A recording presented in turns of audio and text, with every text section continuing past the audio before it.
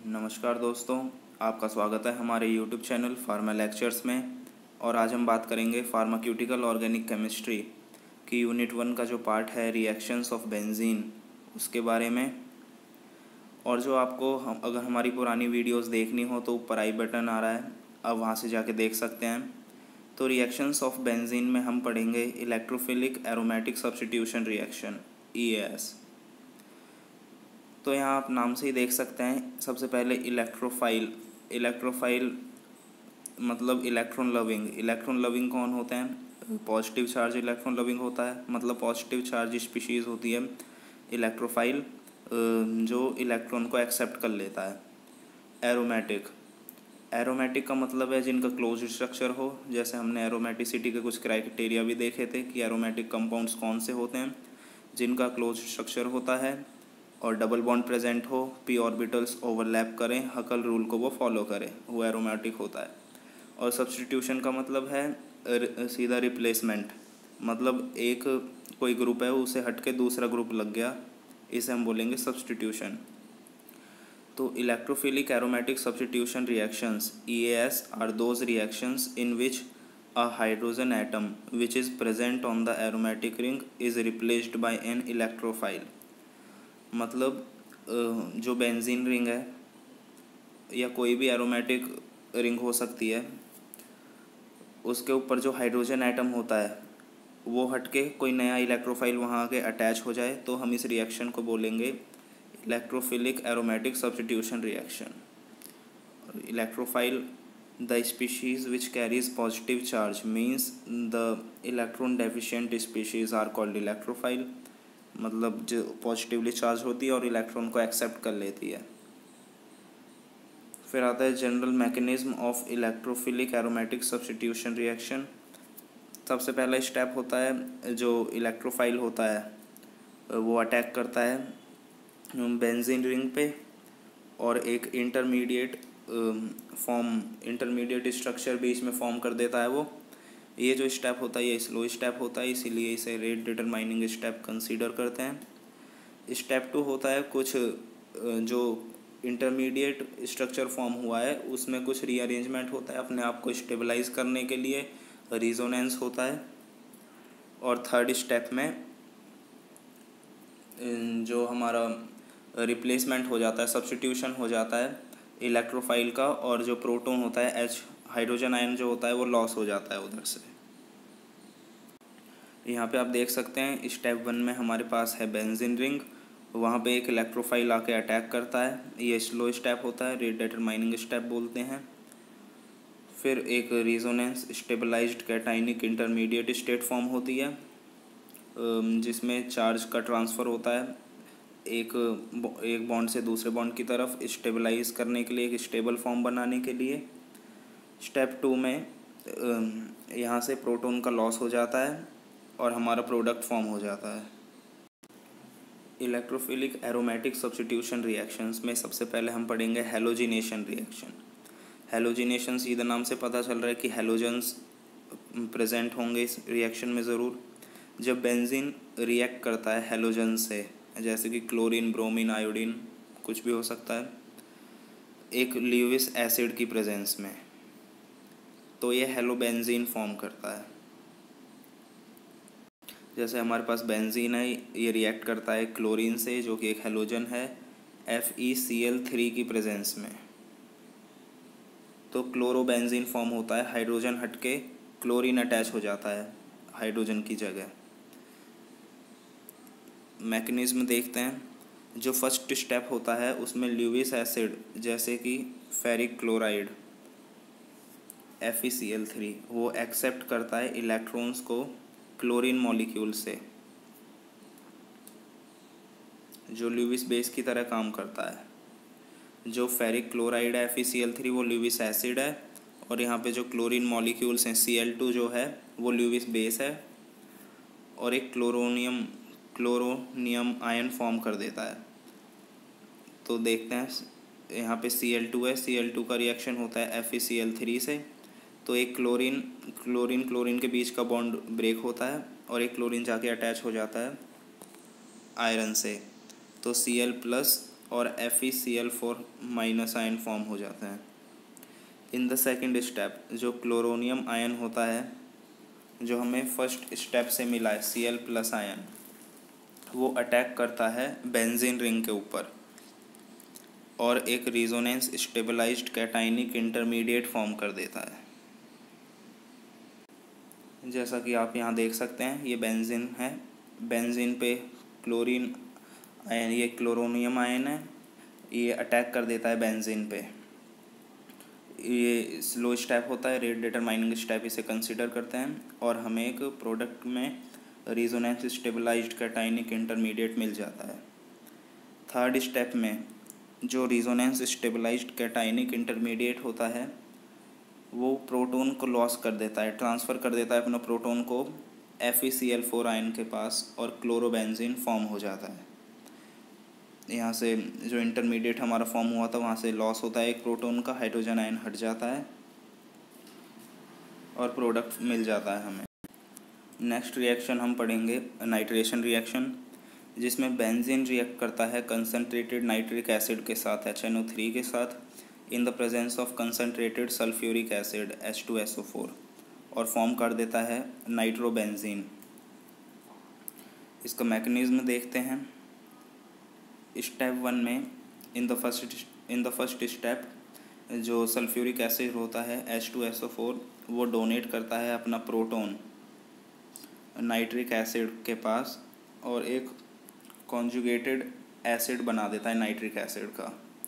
यहाँ पे हमारे पास H2SO4 है जो अपना एक हाइड्रोजन आयन ट्रांसफ़र करता है, डोनेट करता है HNO3 को और H2SO4 कन्वर्ट हो जाता है HSO4 नेगेटिव में और HNO3 कन्वर्ट हो जाता है H2NO3 पॉजिटिव में। सेकंड स्टेप में वाटर का लॉस होता है, कॉन्जुगेट एसिड जो H2NO3 फॉर्म हुआ है प्रोटॉन को एक्सेप्ट करके H2SO4 से, वहाँ से वाटर का लॉस होता है और नाइट्रोनियम आयन जनरेट होता है। जैसा कि आप देख सकते हैं, यहाँ से एक वाटर मॉलिक्यूल का लॉस हुआ और बचा NO2 nitronium ion. Next step में जो इलेक्ट्रोफाइल है वो अटैक करता है बेंजीन रिंग पे, यानी कि NO2 अटैक करेगा बेंजीन रिंग पे और एक इंटरमीडिएट स्ट्रक्चर फॉर्म कर देता है। और लास्ट स्टेप में प्रोटॉन का लॉस हो जाता है बेंजीन से और एक नाइट्रोबेंजीन हमें प्रोडक्ट की फॉर्म में मिल जाता है। नेक्स्ट रिएक्शन हम पढ़ेंगे सल्फोनेशन रिएक्शन। जो बेंजीन होता है वो रिएक्ट करता है कंसनट्रेटेड सल्फ्यूरिक एसिड के साथ रूम टेम्परेचर पे और बेंजीन सल्फोनिक एसिड फॉर्म कर देता है। बेंजीन रिएक्ट कर रहा है यहाँ पे कंसनट्रेटेड H2SO4 से और SO3H एक इलेक्ट्रोफाइल होता है जो अटैच हो जाता है आके बेंजीन रिंग के ऊपर प्रोटॉन को रिप्लेस करके और बेंजीन सल्फोनिक एसिड प्रोडक्ट की फॉर्म में हमें मिल जाता है। यहाँ पे इसका मैकेनिज्म है, स्टेप 1 में formation of electrophile. In this reaction जो इलेक्ट्रोफाइल होता है वो सल्फर ट्राइऑक्साइड होता है SO3 और ये प्रोड्यूस होता है जब H2SO4 का डिकम्पोजिशन होता है SO3 हाइड्रोनियम आयन H3O+ और HSO4 नेगेटिव में। स्टेप 2 में अटैक होता है इलेक्ट्रोफाइल का बेंजीन रिंग पे। इलेक्ट्रोफाइल है SO3, बेंजीन के ऊपर ये अटैक करता है तो हमें एक इंटरमीडिएट स्ट्रक्चर मिलता है। नेक्स्ट स्टेप में लॉस होता है प्रोटॉन का बेंजीन से, तो प्रोटॉन का लॉस हुआ तो बेंजीन के ऊपर SO3 नेगेटिव बचता है, हाइड्रोजन को ये रिप्लेस करके आ जाता है और H2SO4। स्टेप 4 में एडिशन होता है प्रोटॉन का जो बेंजीन सल्फोनिक एसिड फॉर्म कर देता है। अभी हमारे पास SO3 नेगेटिव है बेंजीन के ऊपर जो अटैच है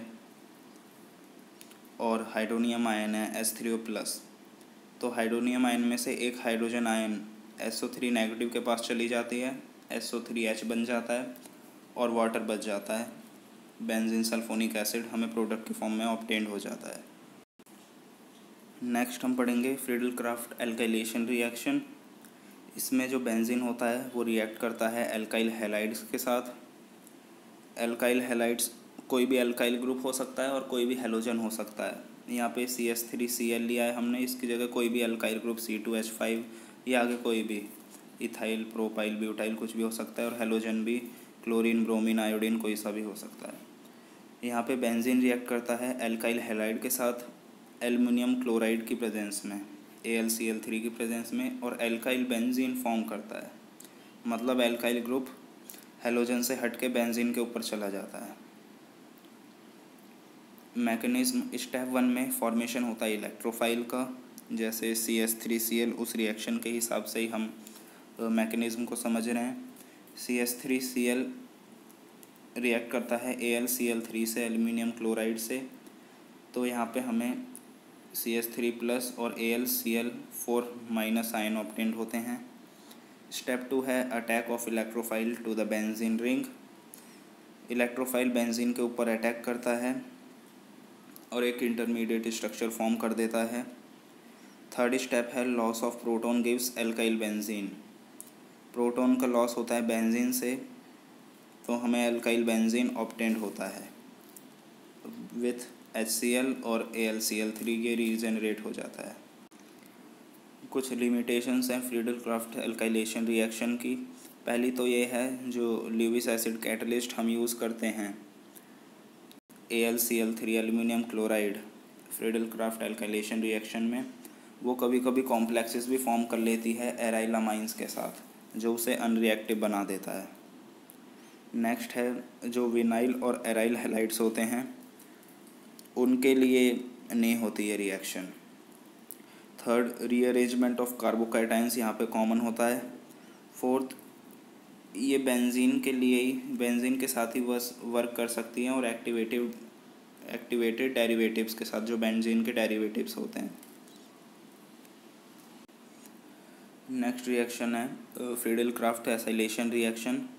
जब बेंजीन रिएक्ट करता है एसाइल क्लोराइड से, इसे हम एसिटाइल क्लोराइड भी बोलते हैं, प्रेजेंस में ल्यूविस एसिड कैटलिस्ट की, तो वो एसाइल बेंजीन फॉर्म करता है। एसाइल बेंजीन को हम एसिटोफिनॉन भी बोलते हैं। जैसे हमारे पास बेंजीन है जो रिएक्ट कर रहा है एसाइल क्लोराइड से।